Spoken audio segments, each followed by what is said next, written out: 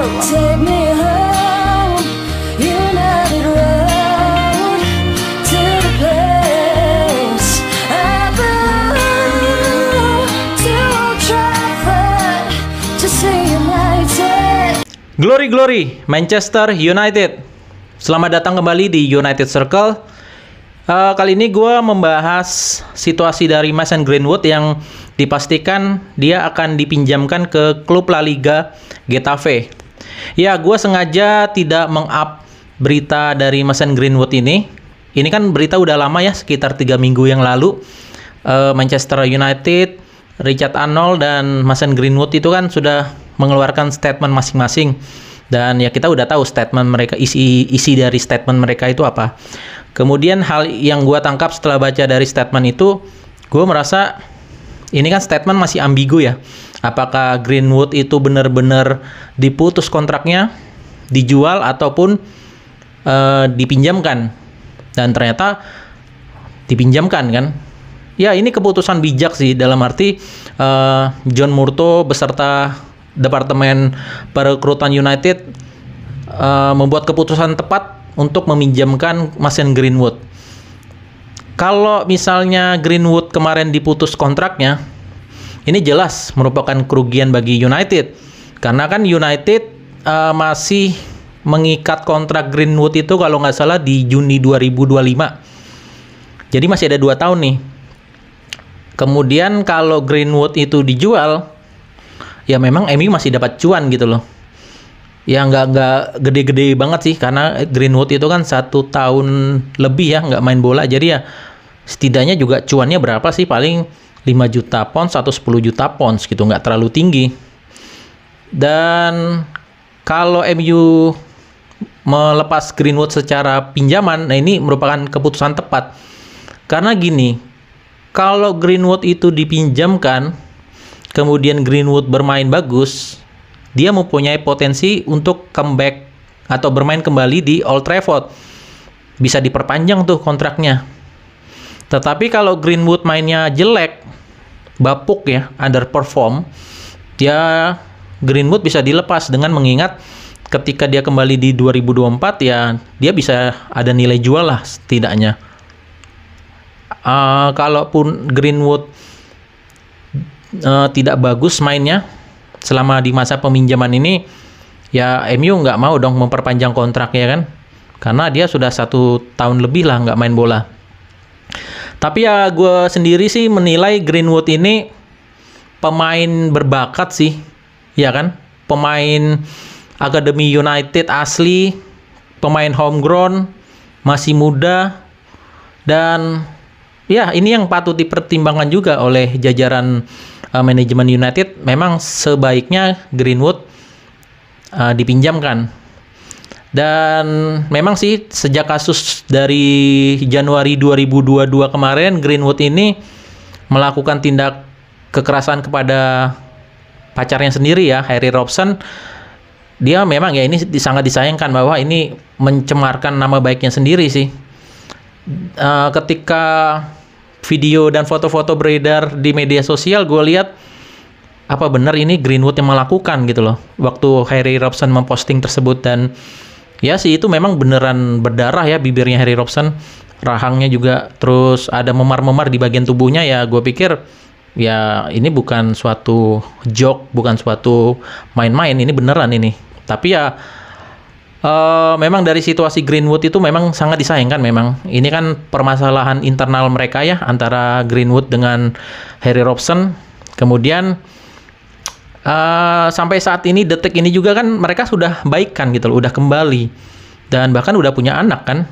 Di sesi latihan bulan Agustus kemarin, Greenwood berlatih bersama pelatih pribadinya. Kemudian sang ayahnya datang tuh menggendong cucunya kan. Ya otomatis kan ini membuat statement atau membuat suatu paradigma yang mengatakan ya Greenwood ini udah benar-benar baikan sih.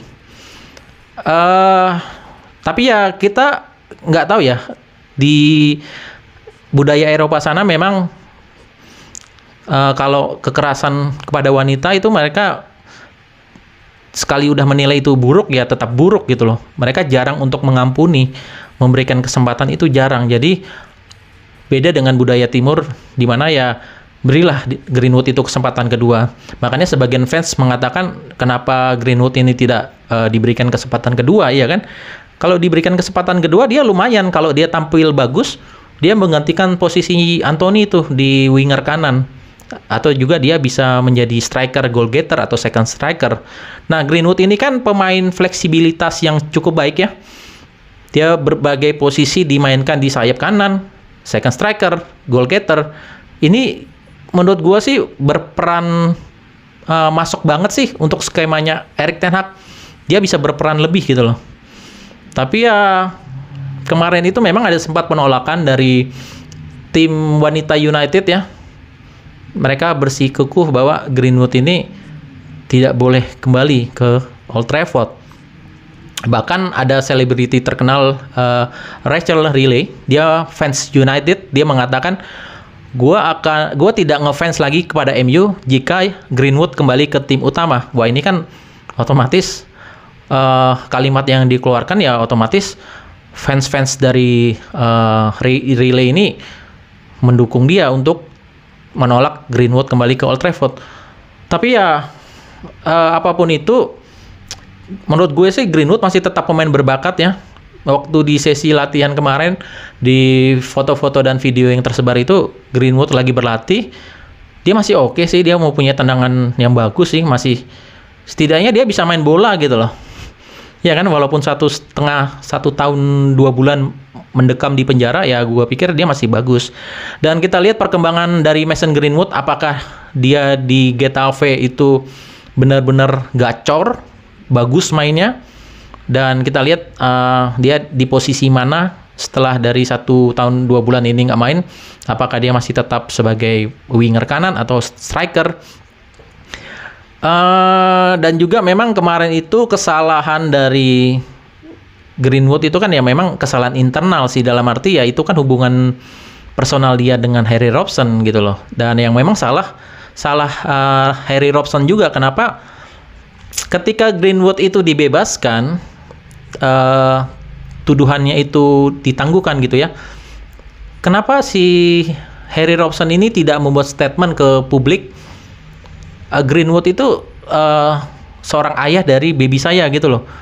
Greenwood ini sudah melakukan tanggung jawabnya dengan baik, mengurus baby dari rahim saya. Kemudian Harry Robson juga seharusnya mengklarifikasi bahwa Greenwood baik-baik aja. Ini kan sebenarnya kalau Harry Robson ini tidak memberikan klarifikasi ke publik, ya nama baik Greenwood masih tetap tercemar gitu loh.